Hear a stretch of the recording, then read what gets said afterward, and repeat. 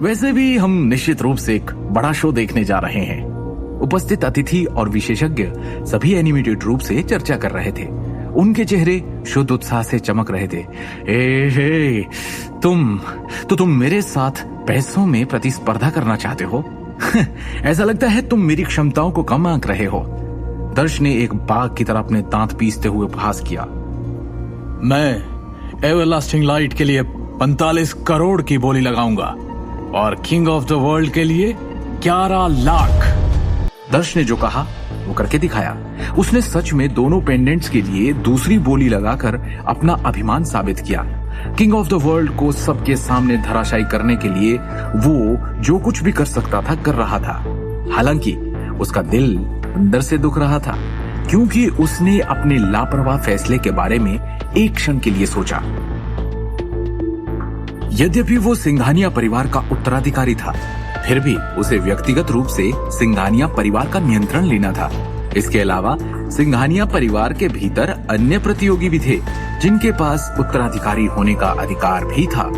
इस समय उनके पास तरल निधि के रूप में केवल 50 करोड़ रुपए थे। अपने अन्य व्यवसायों को बनाने के लिए आवश्यक धनराशि को ध्यान में रखते हुए वो इस नीलामी के लिए तैयार किए गए मूल 45 करोड़ 10 लाख रुपयों का ही उपयोग कर सका। हालांकि बोली लगभग अपनी सीमा तक पहुंच चुकी थी। सबका ध्यान अब रोज सरदाना पर था। आखिरकार केवल उसी के हाथ में वो डिवाइस था जो एक अनाम उपयोगकर्ता की बोली प्राप्त कर सकता था। अचानक रोज की अभिव्यक्ति पूरी तरह से सदमे से भर गई जब उसने अपने उपकरण को देखा। माइक्रोफोन पर उसका हाथ अनियंत्रित रूप से कांप रहा था। क्या हुआ रोज? क्या उपयोगकर्ता 9527 ने अपनी बोली लगाई? जिज्ञासु मेहमानों में से एक ने पूछा, क्योंकि वो अब उसकी बोली की घोषणा के बारे में सस्पेंस में इंतजार नहीं कर सकता था।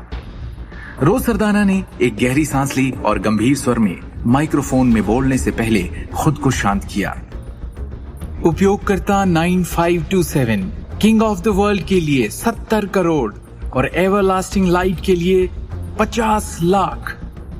क्या 70 करोड़? ओह माय गॉड, ये व्यक्ति कितना धनवान होगा कि उसने बोली को बढ़ाकर कुल 70 करोड़ 50 लाख कर दिया। उसके परिवार के पास कितनी खदानें हैं ताकि वो अपने धन को इतनी स्वतंत्र रूप से दिखा सके। वो व्यक्ति पूरी तरह से दर्श सिंघानिया को नीचा दिखा रहा है। उसकी भारी बोली दर्श के चेहरे पर एक जोरदार तमाचे की तरह है। आसमान सी ऊंची बोली ने जोर जोर से जयकारों की लहर को आकर्षित किया। उपस्थित सभी लोगों को आश्चर्यचकित कर दिया।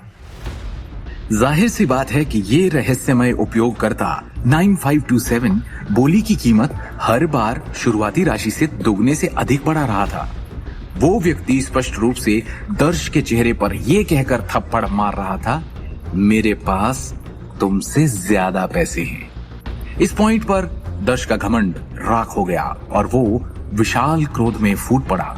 तान्या के हाव भाव और कमोबेश एक जैसे ही थे। पहले अपनी संपत्ति का इतना घमंड करने के बाद अब वो बड़ी शर्मिंदगी झेल रही थी, ये जानकर कि वो अंततः किसी अज्ञात शक्ति से हार गए थे। 70 करोड़ 50 लाख। दर्श कैसे नहीं चौंक सकता था।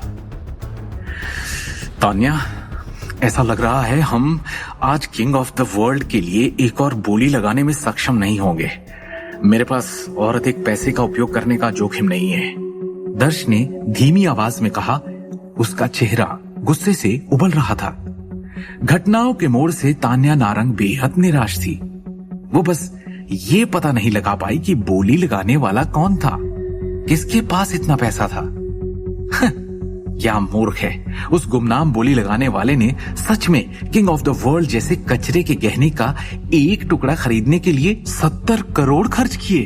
तान्या ने तिरस्कार के साथ कहा। उसका स्वर खट्टा था। उस व्यक्ति के सिर में निश्चित रूप से ढीला पेच होना चाहिए, या तो वो पूरा ही पागल है। ये सच है, इन दोनों गहनों के उत्पादन की लागत 50 लाख से अधिक नहीं थी। अरे भाई, भले ही डिजाइन अद्वितीय हो, ये केवल 1 से 1.5 करोड़ के होने चाहिए। हाँ, वो बोली लगाने वाला अत्यंत धनी होना चाहिए। उसे अपना पैसा खर्च करने की कोई परवाह नहीं है। अरे ऐसा लगता है कि दर्श और उसकी पत्नी अचानक हुई घटनाओं से घबरा गए हैं। वो अब बोली बढ़ाने का जोखिम नहीं उठा सकते। फिर भी अभी भी वो अपना मुंह गंदा कर रहे हैं। अरे ये दर्श को इतना घमंडी नहीं होना चाहिए था। अगर मेरे पास पैसे का असीमित स्रोत होता तो मैं ऊपर जाकर उसे पीटता। दर्श और उसकी पत्नी की ओर अपनी चंचल निगाहें घुमाते हुए उपस्थित सभी अतिथि अब एक दूसरे से कानाफूसी कर रहे थे। दर्श सिंघानिया का चेहरा और लाल होता जा रहा था। सिंघानिया परिवार के सबसे बड़े उत्तराधिकारी के रूप में जन्म लेने के बाद उसे कब से पैसे की कमी के कारण इतनी बड़ी शर्मिंदगी का सामना करना पड़ा। आगे की कहानी जानने के लिए देखिए अगला एपिसोड सिर्फ पॉकेट एफएम के यूट्यूब चैनल पर, और शिवम द हिडन वॉरियर के सारे एपिसोड्स को सुनने के लिए डिस्क्रिप्शन में दी लिंक से डाउनलोड करें पॉकेट एफएम ऐप।